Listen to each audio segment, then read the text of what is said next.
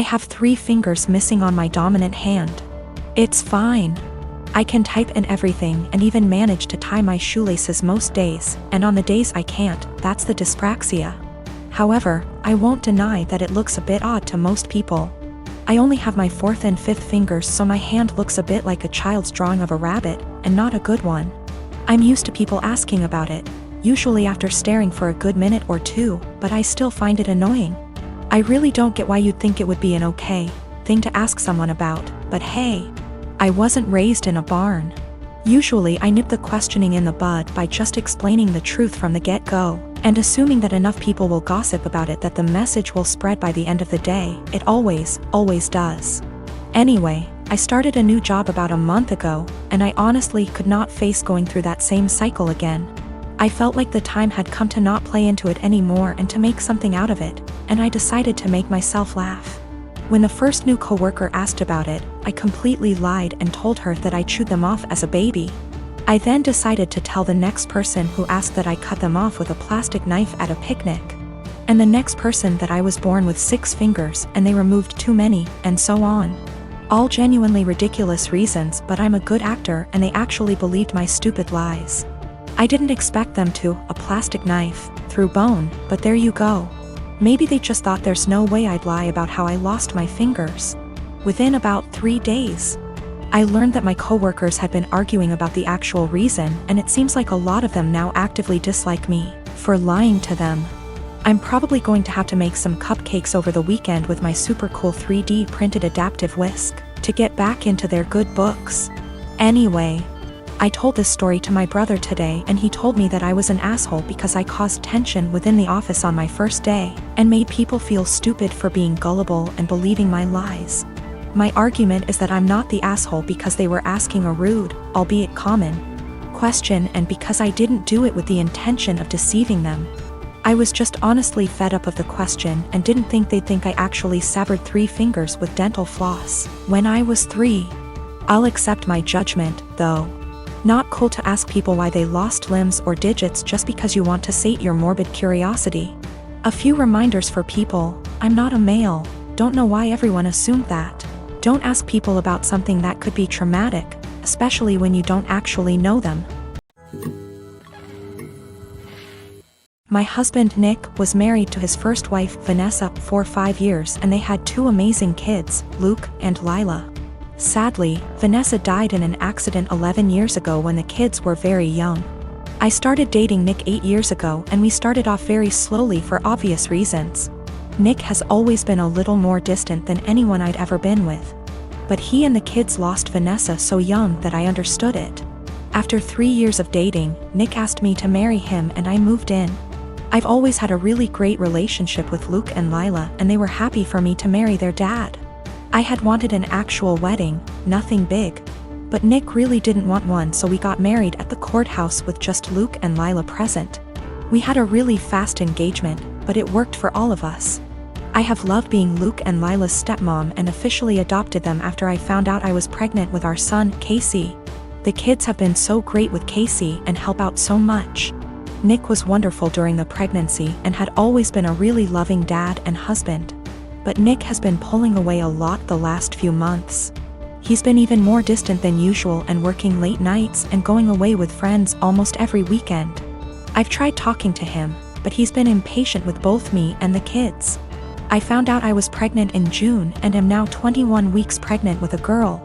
The kids are excited to have a little sister, but Nick just seems so indifferent to everything and everyone.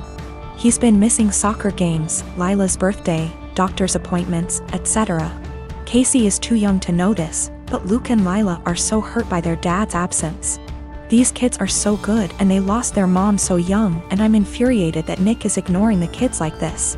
Last week, I finally sat Nick down and told him that he needs to stop disappearing and be more present in our lives. We're going to have another child soon, and before we know it, Luke and Lila will be grown up and going to college. After an hour of arguing, he screamed at me that he wished Vanessa was still alive and that I had switched places with her and died instead. He also threw in some awful comments that I need to stop pretending I'm Luke and Lila's real mom and that I'm only half the mom Vanessa was. The final straw was him saying that he never even wanted any kids with me, but did it so I'd keep busy and leave him alone. I'm so beyond hurt right now. I know I'm just his second choice. But I've always tried to honor Vanessa and tell Luke and Lila how lucky they were to have her as their mom. I love all of our kids more than anything, and I'm just so heartbroken. Nick barely pays attention to Casey now and doesn't even acknowledge the pregnancy. He somewhat apologized this weekend and took all 3 kids to lunch, but he won't even look me in the eye. He seems like he wants to talk, but he doesn't say anything, and I'm too upset to even be near him. I'm not sure where to go from here. Honestly, I can't even be around Nick right now, and if there weren't any kids involved, I'd leave and never look back. I'm not sure if he's cheating or the thought of a 4th child is stressing him out.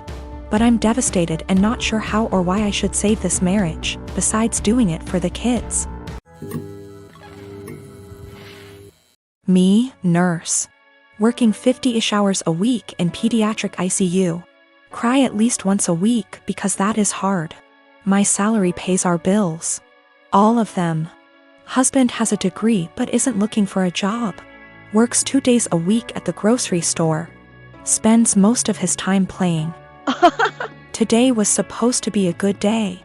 I had been begging my husband to swap his Saturday shift to literally anything else so that we could have days off together. We haven't had a weekend together since our wedding, 18 months ago. Today was supposed to be our first Saturday off together. We were going to go to an animal sanctuary. He starts the day by going to breakfast with his best mate, leaving before I even wake up. I wake up around 9 and realize he is not home. Call. He says he's helping his mate set up some lights and that the weather is too rainy for the animal sanctuary anyway. He gets home at 1-ish. Lies around. Plays some video games, promising we would cook dinner together tonight. Leaves again at 5 to help the same mate with something else. I go grocery shopping. I don't drive because of medical issues, but I walk there and back in the rain. I get home, realize I've left my keys inside. Call husband, knowing he's 5 minutes away. He says he will leave in a minute. I sit in the rain and the cold, southern hemisphere. 45 minutes later, I call again.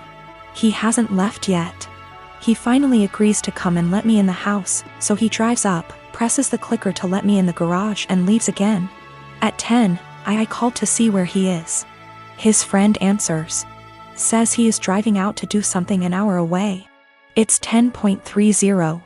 I am going to bed. I have sent him a TXT that I am upset and don't want to speak to him tonight and would rather he left me alone. As far as I am concerned, if he can't value me more than his best mate on the first day off he and I have shared in a year and a half, he can go sleep in his bed instead. By the way, his friend doesn't work, so they hang out all the time when I am at work. He is going to be upset.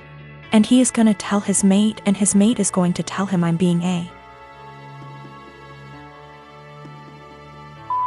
I am 26. We weren't always like this. I don't know what changed. I'm fairly confident he's not having an affair, and I fully intend on talking this through, but at a time that isn't 4 a.m. My cousin turned 18 recently. She's in high school. She doesn't have a car, and during her birthday weekend, thought her parents were going to buy her one. They didn't get her one and she was pretty upset. I should note that I'm not very close with my cousin, or the rest of my extended family for that matter. I only heard about this through the grapevine from my dad. Anyway, my cousin texts me on the Friday before her birthday asking if she can take my car. I just leased a new Ford Escape.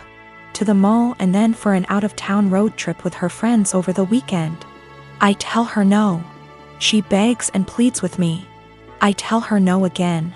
My car is for me to drive and for me only. If she wants her own car, she can save up and buy one. She calls me and says that I ruined her birthday and that she's embarrassed because her friends think she got a car for her birthday and she doesn't have one. I don't respond to her and think nothing of it. The weekend comes and I sleep in very late on that Saturday, waking up at 1 p.m., don't judge.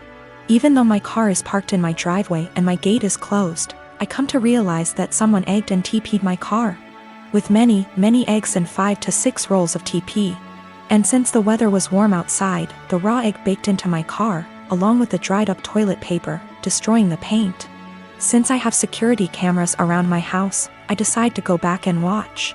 At around 9:30ish that morning, I see my cousin and a bunch of her stupid friends vandalizing my car.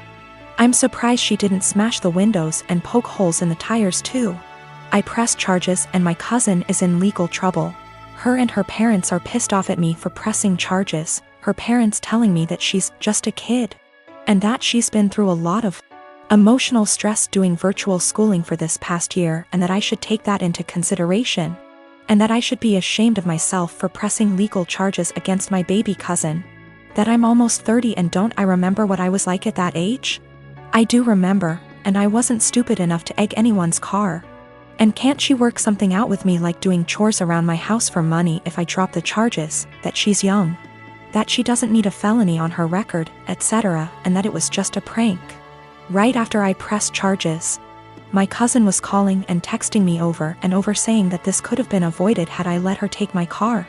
I need to add that my cousin already has a felony on her record, a DUI. She's not remorseful of anything. Also, my aunt and uncle will not pay me for the damages. They just want me to drop the charges and pay for everything myself like nothing happened.